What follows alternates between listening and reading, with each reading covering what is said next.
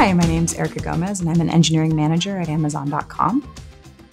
One of the best things about working in tech, and at Amazon in particular, is that I get to bring my dog with me to work every day.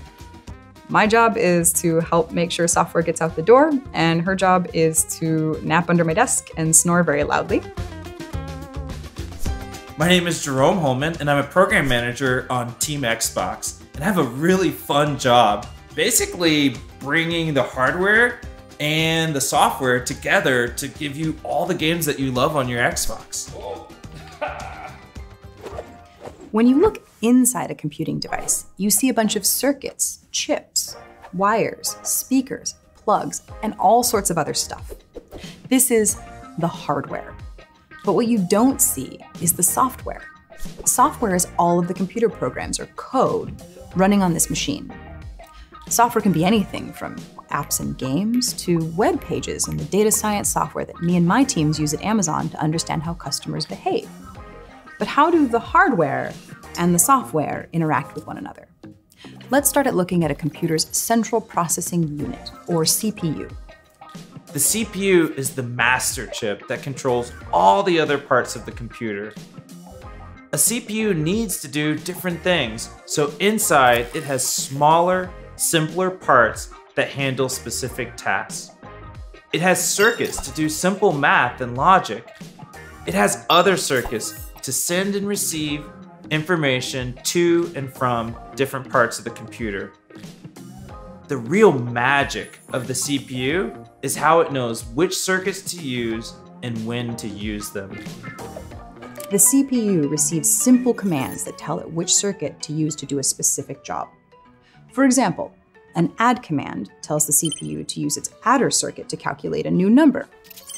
And then the store command tells the CPU to use a different circuit to save that result into memory.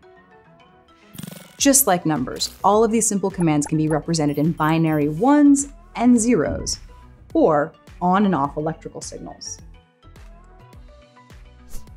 The binary commands are stored in memory, and the CPU fetches and executes them in sequence, one after the other. This sequence of commands is in fact a very simple computer program. Binary code is the most basic form of software, and it controls all the hardware of a computer. These days, nobody writes software in binary. It would take forever. Today, the software we write looks more like this, or even this. Programming languages like these let you type in commands in something that looks a lot like English. To draw a rectangle on the screen, you just need a single command. This high-level command is converted into hundreds or thousands of simpler binary commands that the CPU understands. Software tells the CPU what to do. But when you're listening to music and browsing the web and chatting with a friend, your computer is running multiple pieces of software all at once. So how do all of these programs get on the computer in the first place? And how can the CPU run them all at once? To find out, we'll have to take a look at the operating system.